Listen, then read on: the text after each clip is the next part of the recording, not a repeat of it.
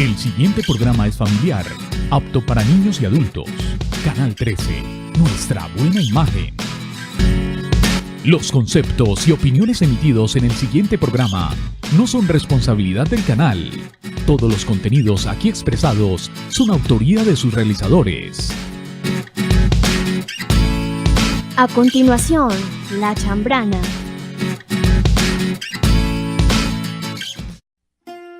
La Chambrana. Dirige Judith Cartagena.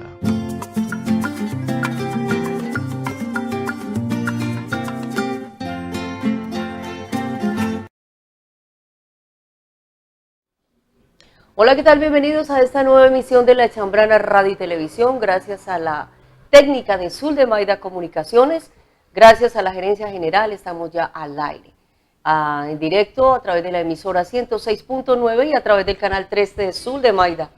A todos ustedes que están en sintonía a esta hora, gracias a la página www.zullemaidacomunicaciones.com y a los que a través de sus aplicativos ahí en los teléfonos celulares nos están acompañando, regalándonos un voto más de confianza y estar aquí con ustedes. Hoy tenemos temas muy interesantes y vamos a empezar también, tenemos invitados artistas muy especiales, les va a gustar la música que viene hoy. Porque hoy vamos a pensar un poquito más en una realidad grande que estamos todos viviendo y que pocos están analizando, que pocos estamos entendiendo y que seguramente necesitamos mucha más instrucción, necesitamos mucho más conocimiento para que nuestra emoción también responda a la altura de lo que está viviendo el país.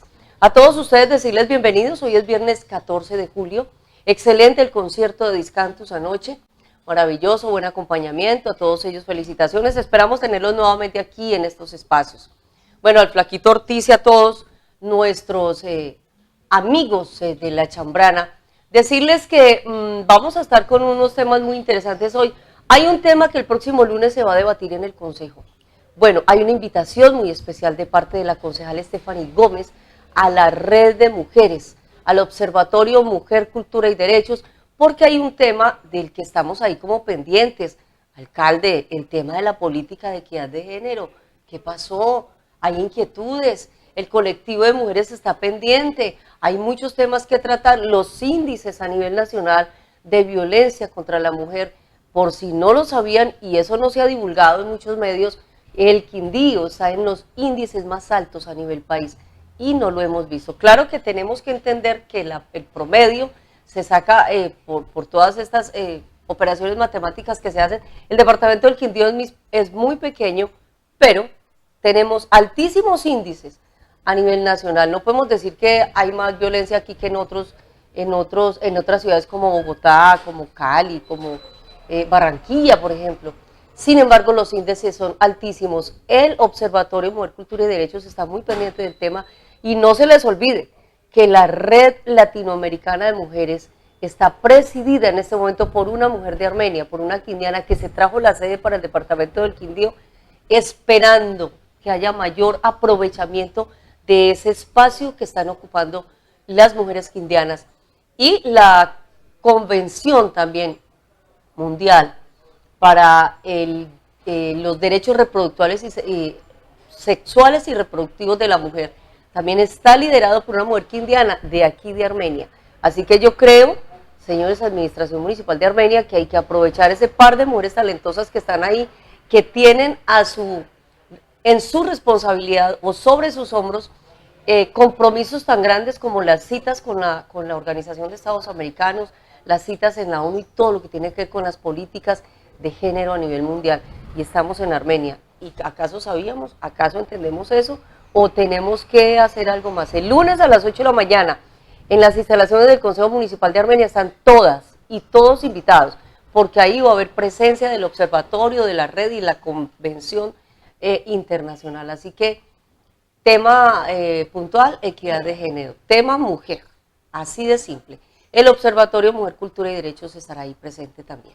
Bueno, y a todos ustedes decirles que hoy tenemos un invitado muy especial, se trata de Cristian Camilo Cartagena, él hace parte de un colectivo, es un colectivo de producción audiovisual, un colectivo que se ha dedicado a acompañar procesos sociales no solamente a nivel de Cundinamarca, pese a que son todos integrantes y estudiantes de la Universidad Nacional de Colombia, sede Bogotá, pues ellos han venido haciendo un acompañamiento muy interesante en procesos sociales a nivel nacional, han hecho recorridos interesantísimos y de hecho en este momento vienen de un recorrido que incluyó departamentos como Nariño, Cauca, Tolima, creo que Valle, y bueno, regresan a Cundinamarca con un cúmulo de experiencias muy interesantes, casi un mes en un recorrido bien interesante, donde tuvieron la oportunidad y han tenido la oportunidad de hablar nada más y nada menos que con actores de esta Colombia del posconflicto, y estamos hablando de los desmovilizados de las FARC en el país. Y Cristian Camilo nos acompaña hoy como parte de ese colectivo porque nos va a contar y va a contar con para nosotros de algunas de esas experiencias, de esta que estamos puntualizando y de otras que han tenido también desde este colectivo que ya lleva un buen tiempo en el ejercicio. Cristian, bienvenido a La Chambrana, qué bueno que esté con nosotros. Buenos días, Judy, buenos días a la audiencia también, por la invitación. Pues sí, es un colectivo que lleva ya experiencia de 12 años, yo realmente no pertenezco directamente al colectivo, pero nos unimos varios estudiantes para formular un proyecto a final del año pasado, viendo que bueno, se venía el proceso de dejación de armas e implementación del acuerdo final que habían firmado las partes. Había que registrar un poco lo que estaba pasando y cómo cómo iba eso a suceder. Entonces, pues nos unimos varias personas de varios colectivos de estudiantes y egresados de la Universidad Nacional y viajamos.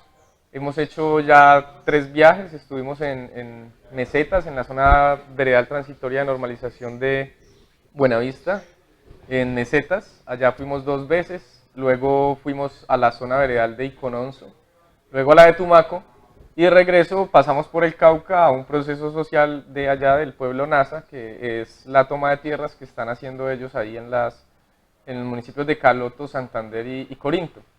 De ahí hay muchas experiencias que tienen que ver con esto que usted denominaba ahorita posconflicto, tienen que ver con esto que llamamos la paz, en el sentido de que primero no todas las guerras terminan, muchos actores armados se están formando en este momento, tanto en Tumaco, sí, hay la aparición de dos plataformas, unidades sí, grandes de guerrillas. Es una zona de mucho paramilitarismo, mucha coca. También en el departamento del norte, el departamento del Cauca, también una zona de mucha conflictividad. Hacen presencia recientemente 2 guerrillas nuevas, ¿sí? Bueno, nuevas no, que no habían estado como actores armados en este lugar. Es el EPL y el ELN.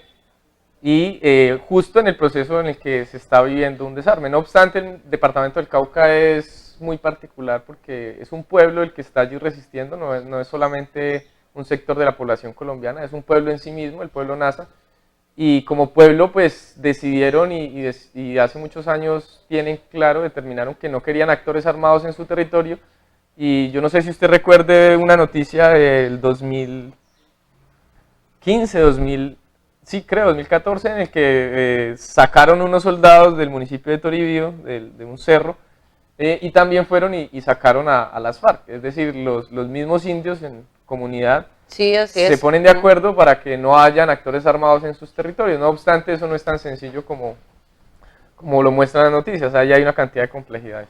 Cristian Camilo, dentro de este tema es muy amplio. Yo soy una de tantas colombianas que digo que el firmar los acuerdos de paz y la dejación de las armas por parte de las guerrillas de las FARC, sabemos que no fue el 100%, que hay una parte disidente que no estuvo de acuerdo con los acuerdos firmados y se hizo a un lado del proceso. Eso es lógico dentro de todos estos procesos, valga la redundancia. Sin embargo, yo soy de las que creo que el firmar los acuerdos, el dejar las armas por parte de las FARC, es solamente una arista del proceso de paz que Colombia debe surtir después de que es un gran paso, indiscutiblemente es un paso fundamental para el exterior, para el mundo.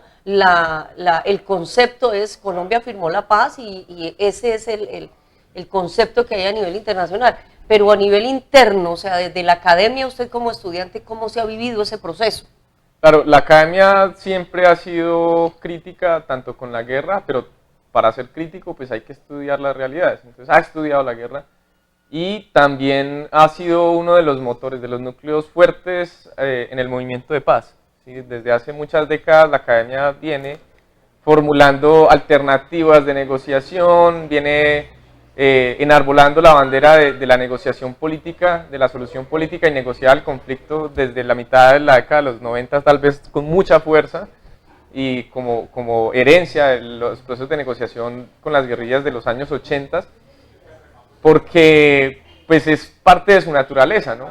La naturaleza de la discusión académica es la palabra, y en una sociedad que tiene guerra, pues justamente se busca que se deje la violencia para que los problemas se solucionen a través de la palabra, cosa que no es fácil, porque es que la guerra no está pasando allí solamente porque hay unos actores bandidos, vándalos que quieren coger armas y matar gente, sino que realmente hay unas realidades y hay unas concepciones de mundo muy distintas. Entonces, negociar a través de la palabra las concepciones de mundo tan distintas en una sociedad en la que hay tantas desigualdades, no es simplemente deje las armas y hablemos. No puede ser de esta manera. Un dato, lo dice una estudiosa académica de Medellín, el país lleva de su vida republicana el 40% del tiempo en guerras, contando las guerras civiles del siglo XIX, contando los alzamientos armados del siglo XX, y pues este ciclo de 53 años que llevamos en denominado conflicto armado. Pero pues también es una guerra de muchas aristas, ¿no? Es una guerra en la que está metido el narcotráfico, la coca, pero también es una guerra en la que están metidos los pobres de la frontera agrícola. Si usted mira las militancias de base de la guerrilla de las FARC, han sido más que campesinos, que eso es justamente parte pues, de la propaganda de las fuerzas militares colombianas, denominarlos a ellos como campesinos. Han sido más que campesinos jornaleros agrícolas, trabajadores rurales, ¿sí? Que sí, de alguna manera se insubordinan pues, y se van a la guerrilla. Nosotros hacíamos una pregunta en todo este recorrido, y era ¿cuáles fueron las motivaciones y el contexto en el que ustedes ingresaron a las FARC? La mayoría de las personas ingresó entre los 12 y 14 años.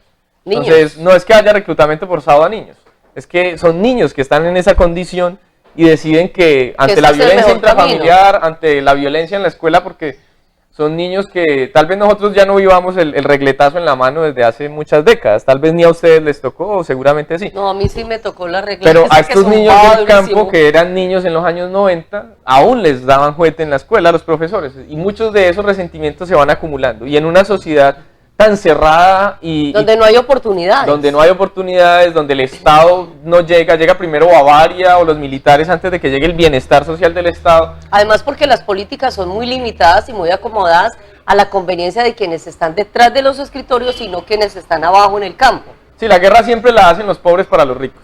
Eso es de esa manera. O sea, los soldados de las fuerzas militares colombianas no son personas que hayan nacido ricas, son personas pobres. Dicho en mis términos, los de abajo se agarran a trompadas, se rompen las ñatas, mientras los de arriba están felices, dando de la mano entre ellos, almorzando a manteles en los mejores restaurantes y firmando pactos entre ellos.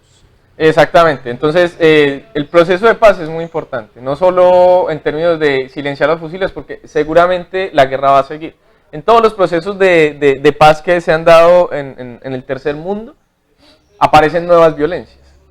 O se forman nuevas estructuras militares, nuevas guerrillas, porque el cambio político perdón, no es suficiente para acoger unas nuevas formas de hacer política, unas nuevas formas de administración territorial y de gobierno. Entonces, o se forman nuevas guerrillas si esto sucede, o si realmente hay cambios democráticos, aperturas en el régimen democrático de los países, lo que sucede es que se multiplican las violencias urbanas. Entonces, se multiplican las extorsiones. ¿Por qué?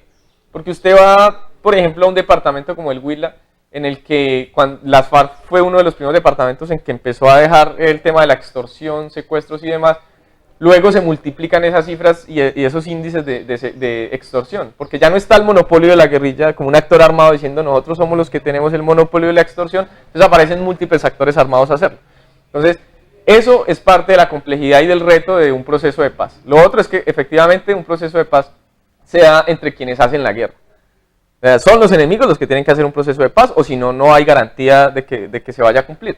Y en eso, pues justamente el aparato político más grande, más estructurado de las FARC está negociando la paz. Las disidencias que quedan son actores fundamentalmente frentes que o se han financiado mucho por el narcotráfico y justamente mantienen eso como una unidad financiera, como parte del negocio, o milicias urbanas que nosotros diríamos semiurbanas tal vez porque no estaban en las grandes ciudades, sino en ciudades pequeñas, municipios, milicias urbanas y guerrillas que también o estaban en el negocio de la coca o eran milicias muy despolitizadas, que como dicen ellos, hacían vueltas, ponían bombas, ponían cosas, pero no estaban dentro de la labor propiamente política. Entonces, las FARC fueron un aparato político-militar.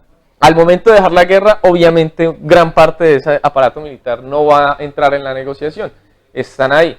Sin embargo, no solo son las disidencias de las FARC, también los viejos actores armados como el ELN y el EPL se mantienen en la guerra. También las estructuras paramilitares se han mantenido en la guerra, inclusive la desmovilización del 2006. Entre otras, el proceso de conversaciones con el ELN va muy lento con el gobierno nacional. Bueno, se le ha dado prioridad al tema de las FARC y definitivamente hay que priorizarlo porque hay que dar paso a paso. Pero el tema del ELN está ahí como en stand-by, está como congelado. El sector que apoya la negociación con el ELN, el sector del Estado que lo hace, es muy pequeño, es mucho menos poderoso que el sector que apoyó la negociación con las FARC. Además, el ELN es una guerrilla que no se formó para hacer una negociación política. Las FARC desde su mismo nacimiento pusieron sobre la mesa dos grandes planes, o la toma del poder por la vía militar o hacemos negociación política. El ELN no, el ELN, si usted mira, inclusive la consigna es liberación o muerte, es patria o muerte, como decía el Che Guevara. El ELN es una guerrilla que apenas hasta el año 2005 viene a formular la posibilidad de hacer una negociación política con la élite. Y apenas hasta el año 2015, creo sí, que hicieron su último congreso, vienen a aceptar que esa negociación pueda llevar al desarme de la guerrillerada. Entonces es la primera vez, es la primera experiencia que tienen con una voluntad real de dejar las armas.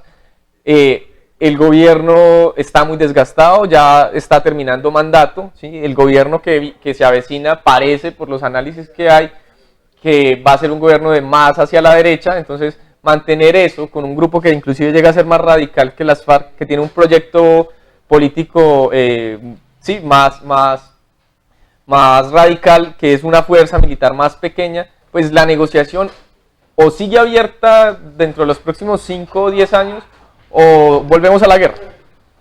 Cristian Camilo, usted trae a colación un tema que yo no puedo dejar seguir pasando así, y es el tema de los niños en Colombia frente al proceso de violencia, sea cual sea la situación. El tema, yo insisto, el tema de las FARC es una sola arista dentro de la realidad que viven los niños en Colombia. Sin embargo, y aquí quiero preguntarle qué tan amante es usted de la música.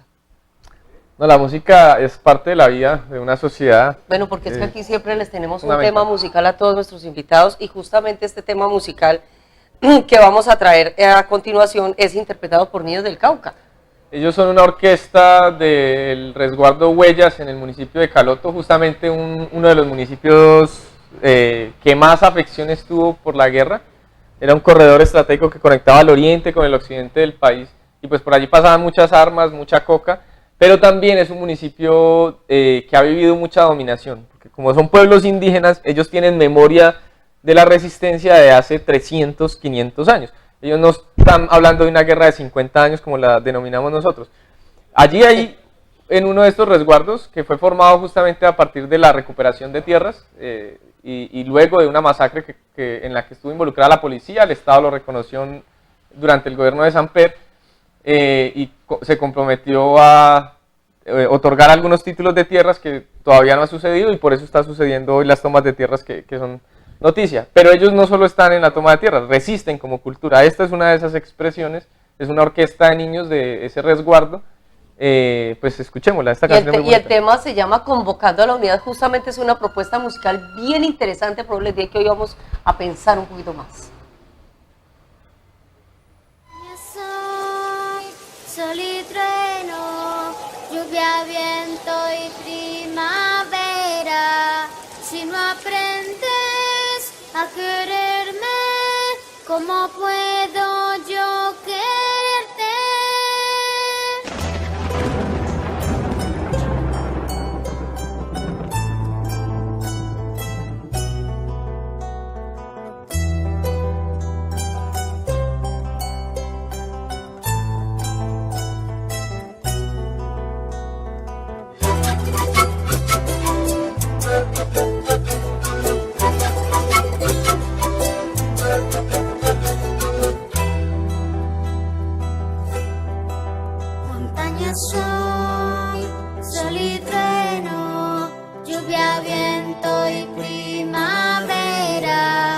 Si no aprendes a quererme, ¿cómo puedo yo quererte?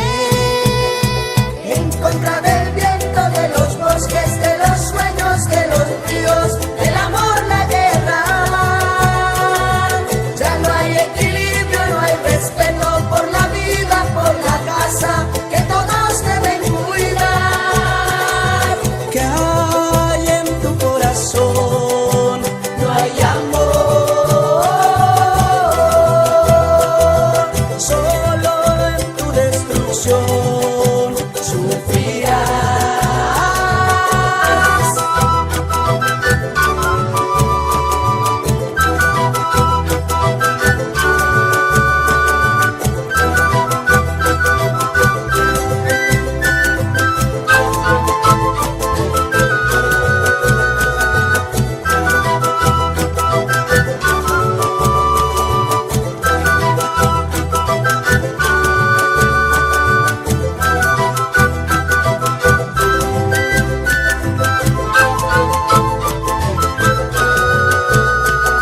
Sé de corazones, de bonitas ilusiones, de una historia que se hace al caminar, que convoca la unidad de todos en general, todas las culturas a luchar, a reconstruir el amor, reconciliación, por favor.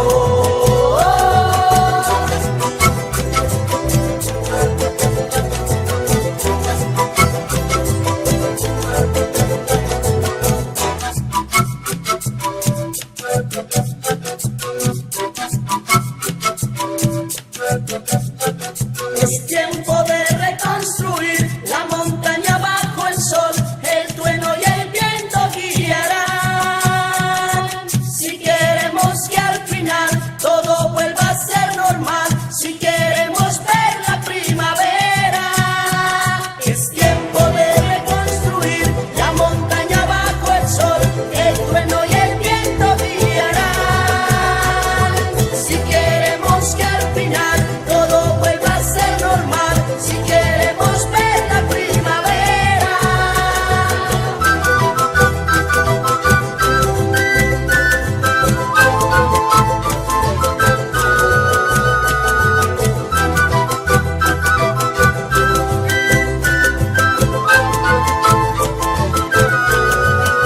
Montaña, sol y trueno, lluvia, viento y primavera. Si no aprendes a quererme, ¿cómo puedo yo quererte?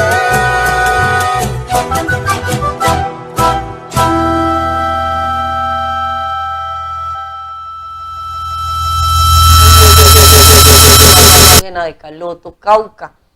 Buena la propuesta.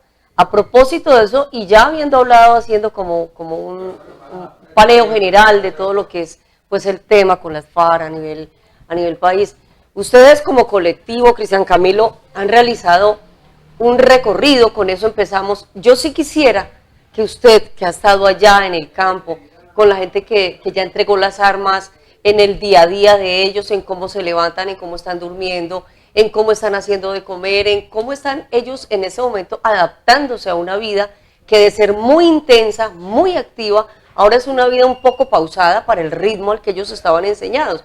¿Cómo ha sido ese ejercicio, Cristian Camilo? ¿Qué se han encontrado ustedes allá? Hablemos ya de la parte humana, de toda esa gente que dejó las armas. En términos individuales, una diversidad de posiciones. Hay gente que definitivamente no cree mucho en el proceso de paz, aunque la mayoría, la gran mayoría, están firmes. Esperanzados, es que es una esperanza. Sí. Pero, a ver, es problemático decir desmovilización porque es como que antes no hubieran estado, como que antes no hubieran hecho política. Y ellos siempre fueron pues una estructura político-militar. Más allá de que eso a nosotros en las ciudades nos guste o no, eso fue de esa manera. La vida es una vida colectiva, ¿no? Ellos son comunistas de vocación, entonces pues todos van a la rancha y hacen rancha, es decir, la cocina, todos los días hay formación o relación, como le llaman ellos, es decir, se levantan más o menos entre las 4:30 y 5 de la mañana, ya están en actividades, forman, distribuyen las tareas cotidianas, el aseo, la cocina, los cultivos que están cultivando, y además están haciendo unas construcciones que hacen parte del acuerdo de paz, que devendrían dentro de, si el proceso llega a ser exitoso, en municipios nuevos, ¿no? Casi que están fundando alrededor de 20 municipios en todo el país de una sola tacada. Entonces eso va a cambiar un poco la configuración política de esta frontera agrícola. La distribución. Sí. Ahora, son municipios pequeños, es decir, ahí está reflejado, por ejemplo, el resultado del plebiscito por la paz. Si usted mira, esa frontera rural fue la que votó por el sí en un 75-85%, y fueron las grandes ciudades las que votaron por el no, también en un 60-50 y más por ciento. Pero son municipios de poca votación, 6.000, o sea, en total son como el 6% del electorado. Son muy poco, pero en términos territoriales es una extensión grande. Una extensión amplia, casi que podríamos decir que el 40% del territorio del país no ha sido explorado y ellos permanecen en esa frontera. Ahí hay de todo, encontramos casos y historias. La guerra siempre es, como decía Romaña, uno de los comandantes de ellos, la guerra es una gran tragedia, yo creo que es cierto, y siempre tiene historias muy duras que inclusive cuando nos las narraban era más difícil para nosotros asimilarlas que para ellos contarlas. De todo tipo de cosas. Yo recuerdo mucho un guerrillero del frente del bloque oriental, estaba en Icononso, él se llama, o sea, su nombre de guerra es Esteban, un señor ya de unos 40 años, 35 años tal vez, robusto, y nos contaba una anécdota en la que en la época del Plan Colombia entra el ejército, ellos tenían un campamento militar ahí, una base de operaciones gigante, muchas armas, muchas bombas, muchos alimentos, al punto que les tocó cargarse cada uno de a 2 fusiles, y a 4 granadas de mortero y caminar selva adentro. Y él dice, mientras hacíamos todo eso, unos combatían en la línea de frente, otros íbamos sacando las cosas. Yo tenía una compañera allí, la compañera cayó en manos del ejército, nos fuimos, a los días volvimos y encontramos una soga con un nudo de horca colgada de un árbol y 50 condones en el piso. La habían matado, la habían violado y la habían enterrado en pedacitos. Es una historia que para uno recibirla es una vaina absurda. Es para una cosa macabra. Es una vaina casi así como, he vivido esto muchas veces. La historia del conflicto y la historia de la guerra dan para todo.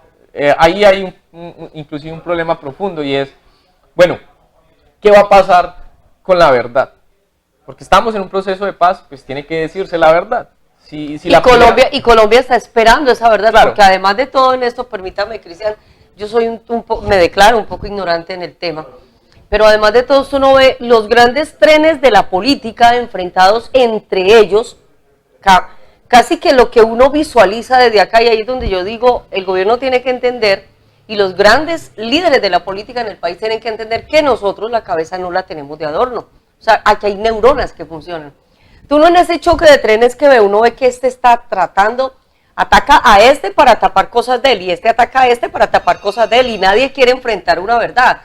Asumimos un proceso de paz, pero no hemos asumido la responsabilidad que tenemos cada uno de reconocer los errores que se han cometido, y se siguen cometiendo. Y hay muchos casos, las noticias, a pesar de que estén tan manipulados los medios de comunicación a nivel nacional, los grandes medios, pues uno entiende que detrás de todo esto hay un mensaje allá entre líneas de la realidad.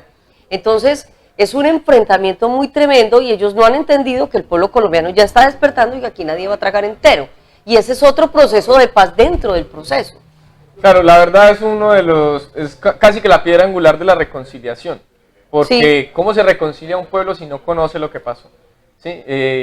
No obstante, para terminar una guerra hay que ser flexible en la justicia, o si no, no se termina la guerra. Eso es uno de los problemas más duros y es una contradicción, porque no solamente es como castigar a los guerrilleros de las FARC, sino también como castigar a los militares que participaron en grandes masacres y que participaron y atizaron la guerra, que mintieron. Yo pongo siempre como ejemplo lo del collar bomba que sucedió en Arauca, sí. Que se propaganda como si hubieran sido las FARC y el ejército mismo admitió 2 años después ante la fiscalía que ellos habían puesto ese collar bomba.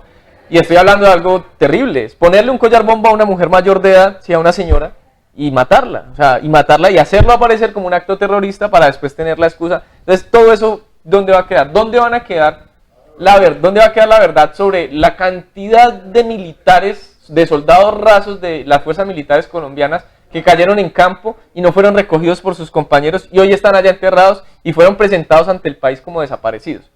¿Sí? Y las familias siguen con ese vacío. Siguen pensando que están desaparecidos y fue que los dejaron allá tirados en medio de la confrontación. Claro, porque es una confrontación difícil. Uno entiende la situación, tienen que salir corriendo, claro, porque están defendiendo su claro, propio pellejo, pero también lo es que no que tienes son las que mentir. familias de ellos.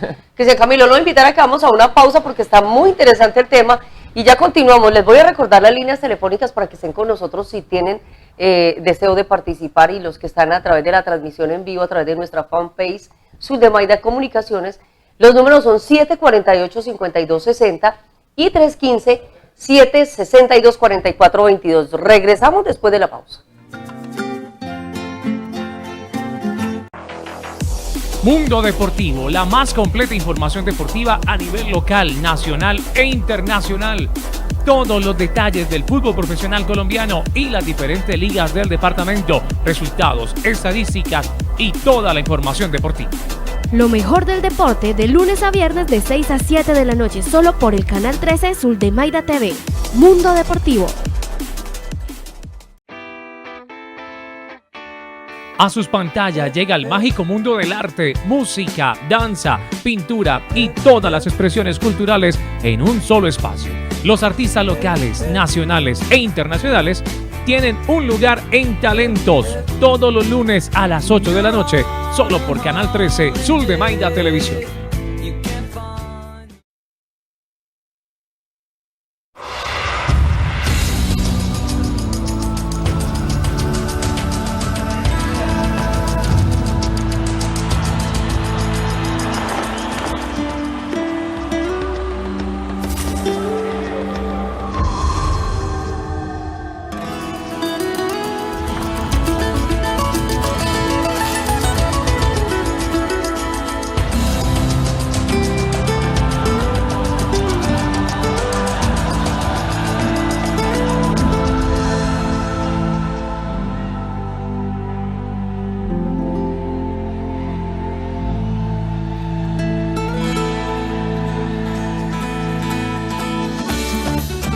Algunas veces no es fácil hacer lo correcto, pero siempre estarás contento de haberlo hecho. La honestidad, pásala. Un mensaje de la Fundación para una vida mejor.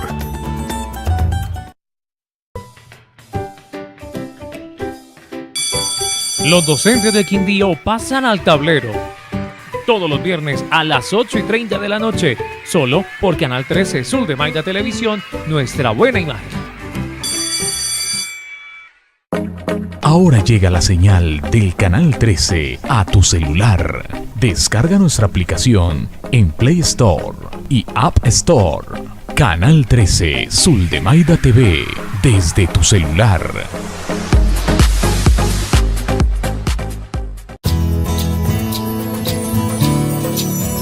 Hola amigos, soy Judith Cartagena, directora general de La Chambrana Radio y Televisión. Quiero invitarlos para que nos acompañen los lunes, miércoles y viernes de 8 a 9 de la mañana aquí en Suldemaida Comunicaciones.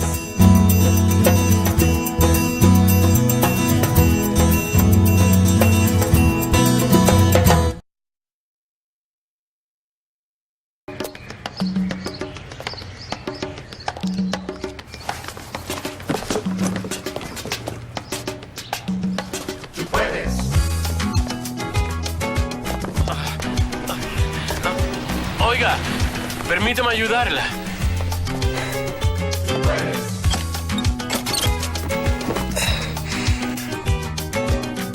Muchas gracias, joven. Fue un placer. La cortesía. Pásala. No se preocupe, puedo solo. Un mensaje de la Fundación para una vida mejor.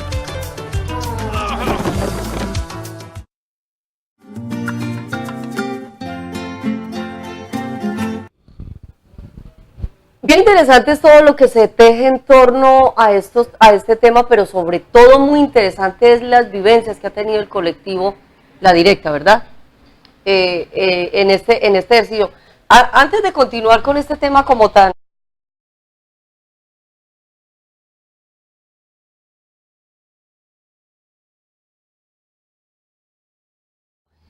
o deshumano más bien, o inhumano. Pero es la verdad, es la realidad, es lo que se vivió y justamente es lo que ya no queremos que se siga viviendo y en virtud de ello es que estamos en este proceso. Por eso siempre lo hemos dicho desde estos micrófonos y desde estas cámaras, acompañar el proceso de paz implica que nosotros los ciudadanos de a pie, nosotros los de aquí, los que estamos aquí que no hemos sentido la guerra de manera directa, quizás la hemos visto en noticias o la hemos vivido de otras maneras, pues entonces necesitamos desarmar la actitud y el corazón para poder que haya un entendimiento. Encontrarse, por ejemplo, con esas historias que San Camilo, pues definitivamente hace que el corazón por allá como que se remueva. Porque así como hay historias del lado de la guerrilla, hay historias del lado de los militares. Y aquí hemos tenido la oportunidad de compartir incluso con militares que estuvieron, con policías y militares que estuvieron en manos de la guerrilla, vivieron sus experiencias y todavía las sienten con amargura, con dolor en su corazón porque están en proceso de sanación de esas heridas que quedan ya ahí en el alma. Entonces, es un tema que necesita de allá y de acá. Y es un tema que también requiere, yo no sé si en esto yo estoy equivocada, Cristian, pero también requiere que el pueblo colombiano despierte, entienda y se abra un poco más incluso desde la actitud en el espíritu de lo que somos. Claro. Sí, o sea, una guerra es para matar gente, no es y para... esa frase me parece durísima, pero es verdad. Eso es muy duro y es muy frío. Es una realidad. Pero es una realidad, exactamente. O si no, la humanidad lleva en guerra desde que es una sociedad política, o sea, miles de años. Y pues sí, un proceso de paz es más que un acuerdo, es una voluntad de un pueblo para no matarse entre sí, inclusive sus diferencias. Inclusive olvidar sus dolores, es que lo que se está contando resentimientos de todo tipo. O sea, así como los militares que fueron secuestrados, no sé, miles de militares que fueron secuestrados tienen resentimientos, pues cientos de miles de pobladores rurales que fueron masacrados, que fueron asesinadas sus familias, también viven con resentimientos. Nos encontramos el caso de una niña de 10 años que contaba cómo los paramilitares entraron y mataron a una hermanita de ella que estaba bebé, y solo la mataron a ella. O sea, ¿por qué matan a un bebé que no es guerrillero? Paramilitarismo fue una fuerza que se construyó para matar civiles y estuvo de la mano de las fuerzas militares. Yo recomiendo un libro de una periodista, se llama María Teresa Ronderos. Yo creo que ese libro es una radiografía, de cómo nació el paramilitarismo, cómo se gestó de la mano. ¿Cómo se llama el libro? Se llama... no recuerdo el título ahorita. Es de María Teresa Ronderos. María Teresa Ronderos, sí. El texto es casi que cómo se gestó el paramilitarismo del narcotráfico, de los militares y también como una reacción de los pobladores, de campesinos propietarios, pues, gente con grandes extensiones de tierra, para formar grupos privados de seguridad, y eso como devino en toda una estrategia que la vivimos entre la mitad de la década de los 90 y los primeros años del 2000. Cristian, me surge una inquietud en este momento, en virtud justamente de lo que está usted citando, que es el libro de María Teresa Ronderos, periodista, ¿verdad? Sí. ¿Cómo ha sido el ejercicio periodístico a nivel país en torno al acompañamiento que requiere este proceso? Porque nos hemos dado cuenta que, por ejemplo, temas como estos que estamos tratando aquí en La Chambrana, son temas que los medios nacionales no están enfrentando con esa realidad o con lo escueto y el dolor real, contando las verdades como tienen que contarse, como tiene que conocerlas el país, para que la gente de a pie, la gente que no estuvo allá metida, pueda decir, ellos tienen razón o aquellos tienen razón, porque es que ahí yo opino que cuando entregamos herramientas de conocimiento a través de estos procesos informativos, pues le estamos diciendo también al pueblo, vea, conozca, este es amarillo y este es verde, mire usted qué color quiere coger, en el sentido no de una bandera partidista, sino de una realidad que vive humanamente el país. ¿Cómo ha sido ese ejercicio? Yo he visto que esto se ha ido más bien de poderlo difundir a través de medios alternativos y no de las grandes cadenas nacionales. Si usted mira y le hace un seguimiento, por ejemplo, al periódico El Tiempo en los últimos 7 años, 10 años, Mira, los primeros años del proceso de negociación, anti-FARC, ya en el momento que los núcleos duros, los puntos duros de la negociación fueron acordados en La Habana, sin que todavía se hiciera público y saliera pues un acuerdo final, coma a coma, como fue cuidado este texto, ya el periódico El Tiempo empezó a cubrir la vida de las FARC. Entonces se fueron para los campamentos a ver cómo se vivían los guerrilleros, cómo comían las guerrilleras, qué hacían, que todos los mitos que estaban formados alrededor de las FARC fueron a confrontarlos y empezaron a darle cubrimiento. Rompieron la autocensura que tenían. Yo soy muy crítico de los medios de comunicación, yo no creo que haya una verdad objetiva, creo que las verdades se van disputando, se van construyendo entre distintas posiciones y concepciones de la vida, en sociedad, del orden político, y los medios responden justamente a esas concepciones de los periodistas, pero también a una forma pues que es mercantil de relacionarse tanto con las audiencias como con las personas que aparecen o aparecemos aquí en las cámaras. Cuando ¿cierto? están ustedes en el campo, en el ejercicio, conversando con estas personas, con los que ya están en nuevo proceso, el diario vivir de ellos, o sea, primero andaban con las armas, con los morrales, con las granadas, con todo su equipamiento de guerra en el campo, en el monte. Ahora están en los pueblos, están en algunas zonas, están construyendo, están edificando una nueva vida, incluida la construcción de sus casas. ¿Cómo es, por ejemplo, el compartir de una familia, la señora, los hijos? La que antes cargaba el fusil, ahorita está llevando la olla con el agua para montarla, están haciendo cocinas comunitarias. ¿Cómo es ese ejercicio? Yo creo que fue muy publicitado el tema del boom de bebés, ¿no? en la guerrilla, porque ellos rompieron la política de planificación y dijeron a las familias que ya habían ahí medio constituidas en la guerrillera, ya libremente empezamos el proceso de paz, ya pueden empezar a hacer familia. Entonces usted va a esos campamentos y encuentra todo tipo de mascotas, encuentra bebés pequeños de 5 años hacia abajo, mujeres embarazadas, y se están formando familias porque estaban ahí. Las guerrilleras antes, en la época de la guerra, antes de que iniciara el proceso de negociación, si tenían hijos y los querían tener, tenían que ir a la ciudad, entregarle el hijo a alguno de los familiares y volver a la guerra o salirse de la guerrilla. La mayoría hacía eso, entregaba al hijo a alguno de sus familiares y volvía a la guerrilla. Abortaban quienes quisieran abortar. Era permitido el aborto dentro de la guerrilla. Entonces, no había cómo formar una familia porque era una guerrilla. No había móvil. condiciones. Hay momentos en los que la guerra permite que las familias se formen, ¿sí? Digamos en los años 60, cuando ellos son autodefensas, pues son autodefensas, se están protegiendo como familias, pero luego cuando tuvieron que volverse guerrillas móviles porque los venían persiguiendo las brigadas del ejército y demás, pues ya no podían formar familias. Entonces, todo eso se ve. Entonces, ellos siempre cocinaron, ¿no? Sino pues, cómo se alimentaban. Pues sí, claro. Ellos siempre tuvieron una vida familiar en el sentido de una familia más amplia que la familia occidental que nosotros nos imaginamos, ¿no? Es una familia comunista, ellos son de esa tradición comunista, entonces el trabajo es cooperativo. Lo que hago yo, pues también lo puedes hacer tú. Si yo cargo un fusil, tú como mujer también puedes cargar el fusil. Si quieres ir como mujer al frente de batalla, puedes ir. Tienes los mismos horarios que tengo yo, aunque hay diferencias obviamente culturales. Por ejemplo, los hombres ven mal visto tener el pelo largo, para las mujeres no, cuando pues, no es una cuestión de comodidad porque todos están en la guerra, tanto ellas como ellos.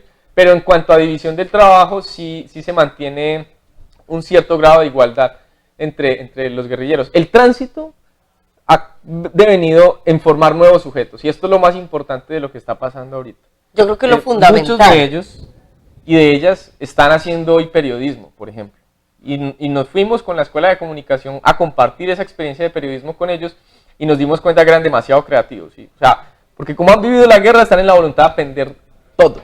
Entonces, si sabían manejar un fusil, no les queda difícil aprender a manejar una cámara.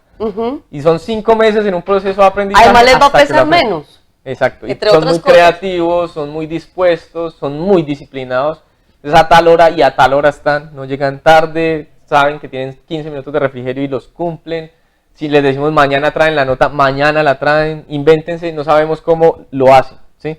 Así que, en términos pues, que es mal hechas las cosas o regulares o que cumplen con las cosas y eso es un proceso de aprendizaje. ¿Quién no aprende sino haciendo? ¿Sí? Entonces se le miden a todos. Estaban en procesos de pre-ICFES, de alfabetización para salir a certificarse. Muchos con el tema de la dejación de armas estaban nostálgicos más que tristes, ¿sí? Como que bueno, fue el arma que me acompañó todo este tiempo, ¿sí? Son 10 años con ella, 15 años. Se crea como un lazo de familiaridad. Exactamente. Pero no es un fetiche porque dicen... De hecho, la consigna de ellos es, si fuimos valientes para empuñar las armas, seremos aún más valientes para dejarla, ¿sí? Y el arma no es un fetiche. Lo que ellos sí no querían, para volver al tema de los medios de comunicación, era la fotografía, mire, yo le estoy entregando el arma. Que fue lo que la ONU protegió al momento de la dejación de armas. Era una fotografía muy carroñera, sí. Y por eso, entonces, por eso no se hizo, que era para guardar también la dignidad de unas personas que venían además, a ser parte de esta sociedad. No, además que hay un proceso... Que entre comillas la tenía, perdóneme, estigmatizada, pero es que son las mismas personas que somos nosotros. Pero no es solo eso, o sea, también es una cuestión política. Las FARC no perdió la guerra, y eso, así nos duela, así le duela a quien le duela, no pasó. Es decir, sí la perdió en términos de estrategia. Perdieron. Yo diría que cambió de escenario. No, en infantería el ejército fue derrotado. Por tierra el ejército fue derrotado. El ejército no logró llegar a los centros fundamentales de las FARC por tierra. No logró siquiera. Bueno, pero el ejército diría, no, pero nos le metimos al campamento con Raúl Reyes, con aviación, al Mono Jojoy, con aviación, o sea, ahí entraría el debate entre con balística norteamericana. Es decir, cuando hubo intervención de los ejércitos extranjeros, las FARC fueron arrinconados, pero no desaparecieron, ¿sí? La idea y la estrategia del ejército era desaparecer las guerrillas. Eso no puede pasar, eso es muy difícil que pase, porque es que no se están formando solo núcleos de terroristas, sino que realmente responde a unas necesidades que tiene el campo, y la guerra no está desarticulada de la forma en que el país organiza el campo, de la forma en que usa el suelo rural y de la forma en que produce y distribuye ese producto. Entonces, hace parte de una realidad nacional, así queramos negarnos a verla, está allí, está latente. Hay que visitar el país en su ruralidad para darse cuenta que la guerra no surgió de la cabeza ilustrada de unos comunistas o de la nada, ¿sí? Sino que se formó en unas condiciones reales de desigualdad. Entonces, parte del acuerdo es la ONU la que tiene las armas, es también parte de nosotros. No le vamos a entregar las armas al enemigo, no le vamos a entregar las armas al Estado. Yo doy una cifra, el M-19 entregó menos de 500 armas, creo que 300 y algo, el PRT, el EPL, el Quintín Lame y todas las guerrillas que se desmovilizaban entre el 89 y el 93 entregaron no más de 500 armas cada una. Las FARC está entregando 7.000 armas. Si tuvieran más armas, estaríamos diciendo que tendrían 2 armas por individuo, cosa que no es cierta, ¿sí? Aparte están entregando una cantidad de caletas, nadie se imaginaba que ellos fueran un aparato tan grande. No, son un aparato militar muy grande. Y que tuvieran toda esa estructura política, entonces, como las tiene las FARC. Exacto, entonces no fueron derrotados en ese sentido. Ahora, moralmente y demás, sí, claro, y como estrategia de toma del poder, sí, claro, fueron derrotados. Pero para ellos también, y como ciudadanos del común, ese es un proceso muy esperanzador y que los tiene justamente en un proceso de aprender o de reaprender más bien un nuevo estilo de vida, diría yo. Cristian, usted nos ha compartido justamente un tema musical. Yo estaba pensando la posibilidad de ponerlo o no ponerlo, pero ahorita que estamos en esta conversación tan interesante sobre lo que ha sido el proceso, las vivencias, hablando de los individuos humanos que hacen parte de las FARC y que antes estaban en unas condiciones y ahora están en otras condiciones, pues dentro de toda esa condición anterior, ellos también se han dedicado a la parte artística. Y este tema que les voy a invitar a continuación para que compartamos, es un tema justamente que es una adecuación de un tema musical muy conocido por todos, que es la guaneña, y ellos hacen una adaptación del tema a su ejercicio diario cuando están en el campo. Vamos a escucharlo porque es una propuesta muy interesante, la guaneña al estilo de las FARC, antes cuando estaban en el campo, y vamos a mirar pues más adelantito. Vamos a este tema musical y ya volvemos aquí. 748-5260.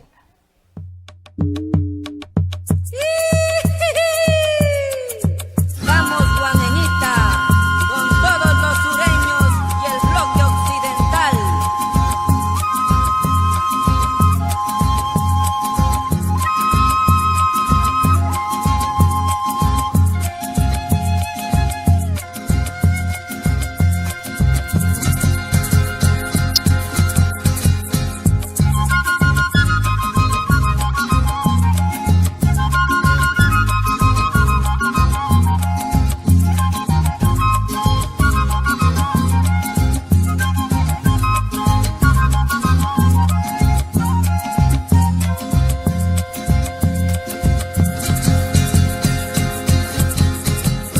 Con las FARC, la guaneña se fue a pelear. Con las FARC, la guaneña se fue a pelear. Trepando la cordillera en la ofensiva popular. popular, trepando la cordillera en la ofensiva popular. Ya en las calles se ve la candela insurreccional, ya en las calles se ve la candela insurreccional. Trincheras y barricadas encienden la capital, trincheras y barricadas encienden la capital. Ya Bolívar volvió con guerrillas a Bogotá, ya Bolívar volvió con guerrillas a Bogotá. Manuel y su muchachada, la guaneña también está, Manuel y su muchachada, la guaneña también está.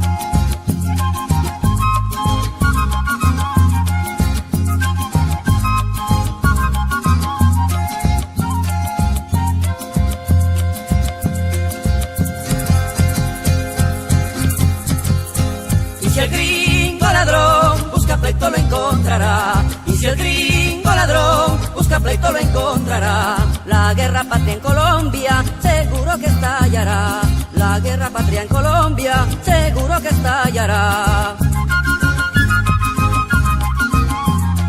Unidad, unidad es consigna para triunfar, unidad, unidad es consigna para triunfar. Ecuador, Perú y Bolivia que se juntan para pelear, Ecuador, Perú y Bolivia que se juntan para pelear.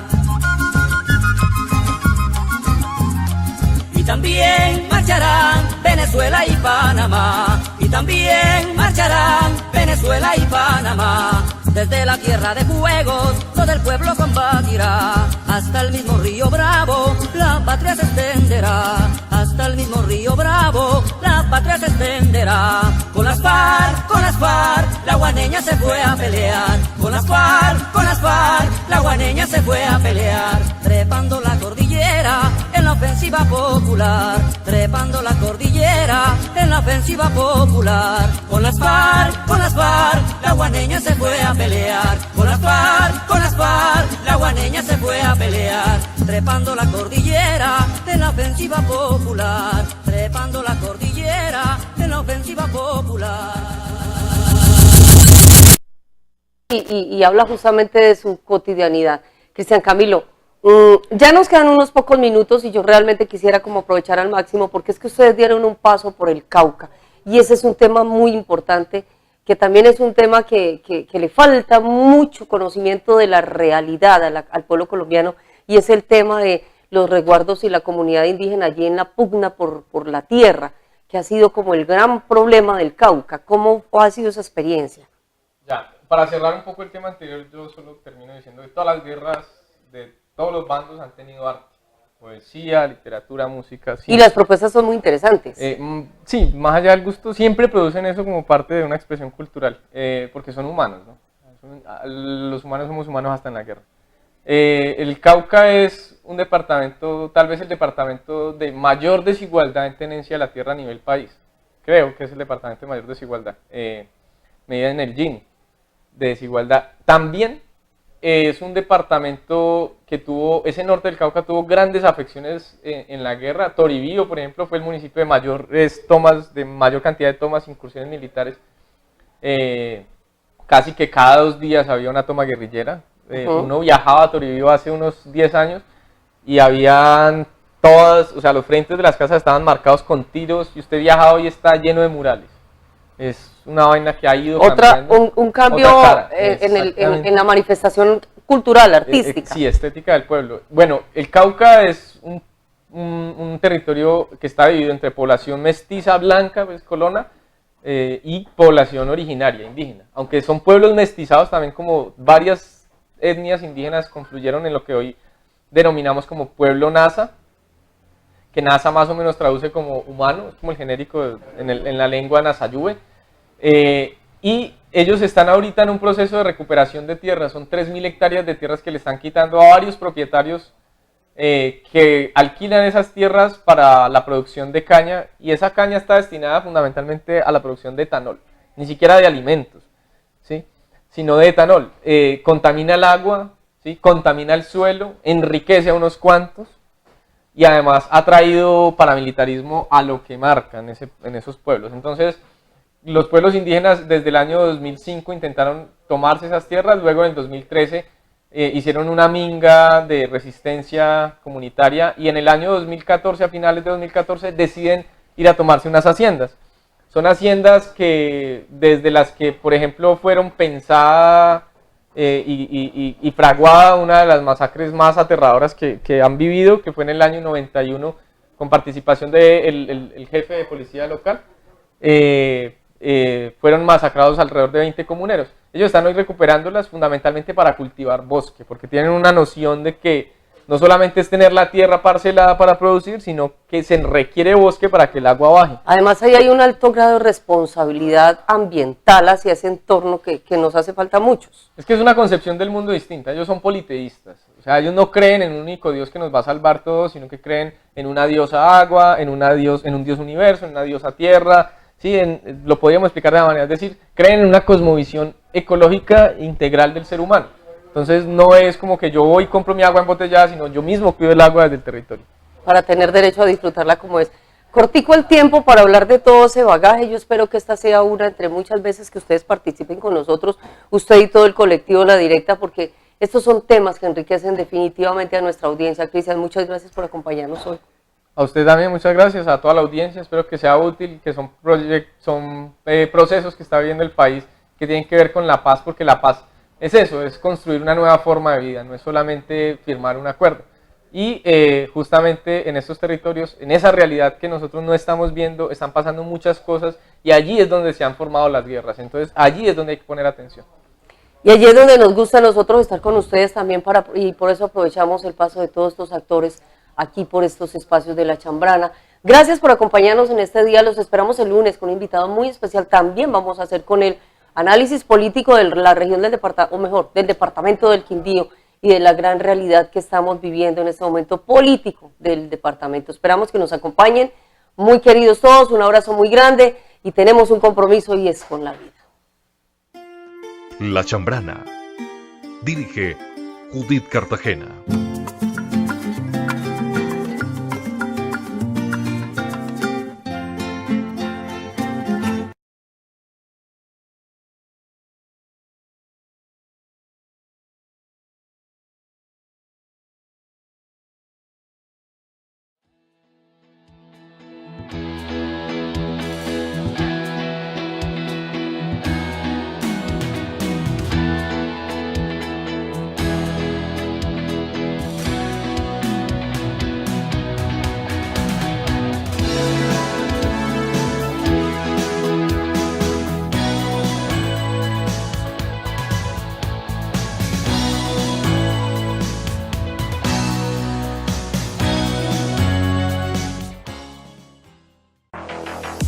Mundo Deportivo, la más completa información deportiva a nivel local, nacional e internacional. Todos los detalles del fútbol profesional colombiano y las diferentes ligas del departamento, resultados, estadísticas y toda la información deportiva. Lo mejor del deporte de lunes a viernes de 6 a 7 de la noche, solo por el canal 13 Suldemaida TV. Mundo Deportivo. A sus pantallas llega el mágico mundo del arte, música, danza, pintura y todas las expresiones culturales en un solo espacio. Los artistas locales, nacionales e internacionales tienen un lugar en Talentos todos los lunes a las 8 de la noche, solo por Canal 13 Suldemaida Televisión.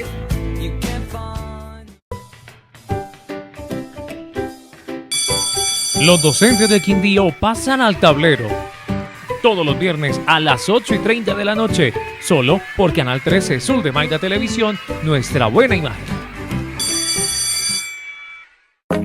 Ahora llega la señal del Canal 13 a tu celular. Descarga nuestra aplicación en Play Store y App Store. Canal 13 Zuldemaida TV, desde tu celular.